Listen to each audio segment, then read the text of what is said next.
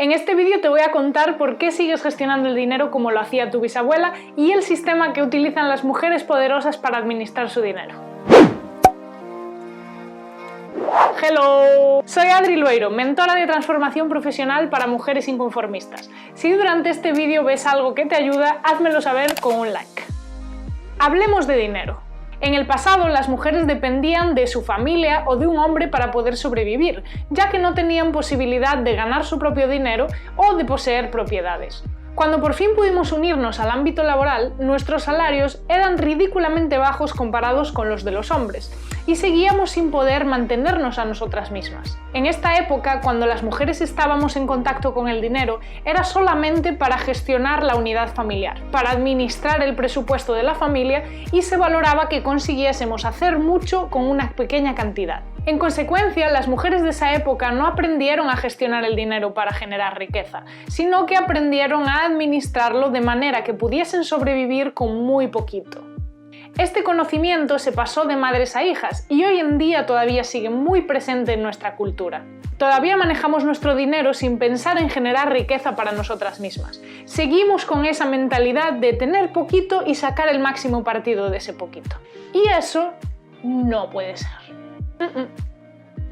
No puede ser. Por eso te voy a enseñar ahora mismo el sistema para generar dinero como una mujer poderosa. Pongamos que, por ejemplo, ganas 1.500 euros mensuales después de impuestos. ¿Qué haces con ese dinero cuando entra en tu cuenta? ¿Lo usas para pagarte primero a ti o lo usas para pagar primero a los demás? Es decir, pagar la luz, internet, el alquiler, etc.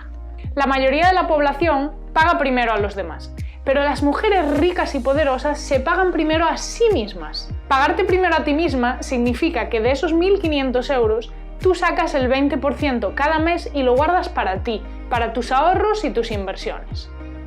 Si tu reacción al escuchar lo que acabo de decir ha sido de no puedo ahorrar eso porque necesito pagar mis facturas, déjame decirte que estás viviendo por encima de tus posibilidades.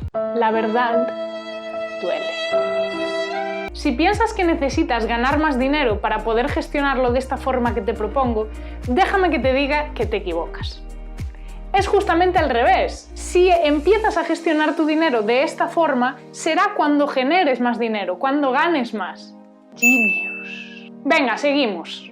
El 30% es lo máximo que puedes gastarte en tu alquiler.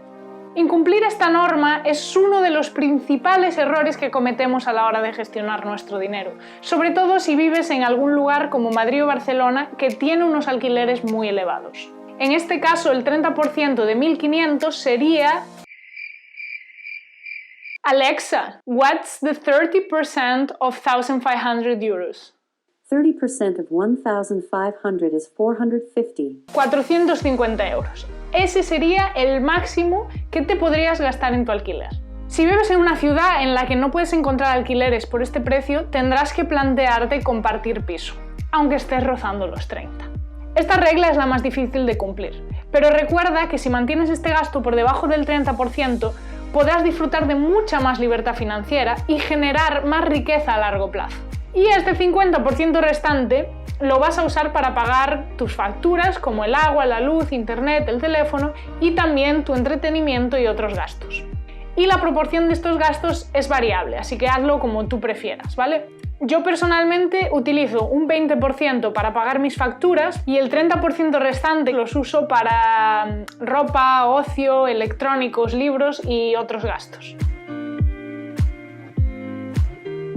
Pues bien, ahora que hemos visto qué hacer con ese dinero que sí te gastas, vamos a ver qué hacer con el dinero que no te gastas.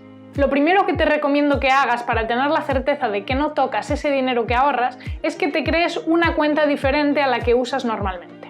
Este 20% lo vamos a dividir en dos. Un 10% que vamos a ahorrar a corto plazo y otro 10% que vamos a ahorrar a largo plazo.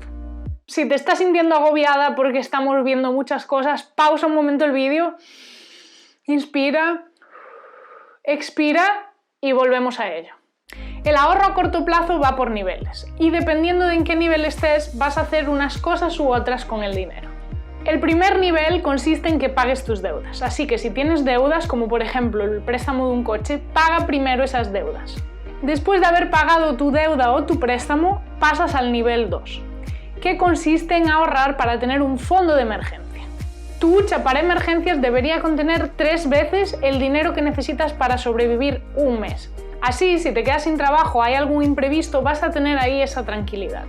Cuando ya tengas tus ahorros para emergencias, entonces ya puedes empezar a ahorrar para gastos a corto plazo, como pueden ser unas vacaciones o una boda.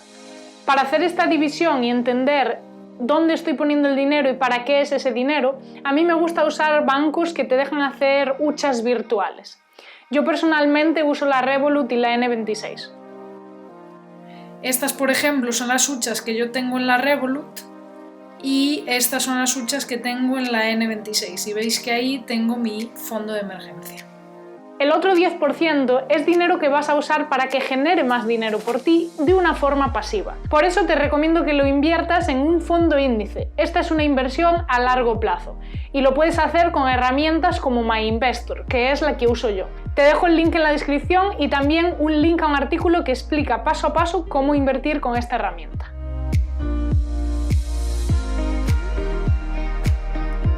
Y ya estaría. Con este sistema estás equipada para gestionar tu dinero como una mujer poderosa. Por cierto, en enero abriré 10 plazas para mi programa Imparable para mujeres que están cansadas de conformarse con un trabajo que las hace sentir meh. Si quieres que te ayude a que por fin te atrevas a perseguir tus sueños profesionales, escríbeme a info@adrilueiro.com. Y por supuesto, si te ha gustado lo que te he contado, compártelo con otra mujer que necesite escucharlo. ¡Compártelo! ¡Compártelo! Thank you, bye.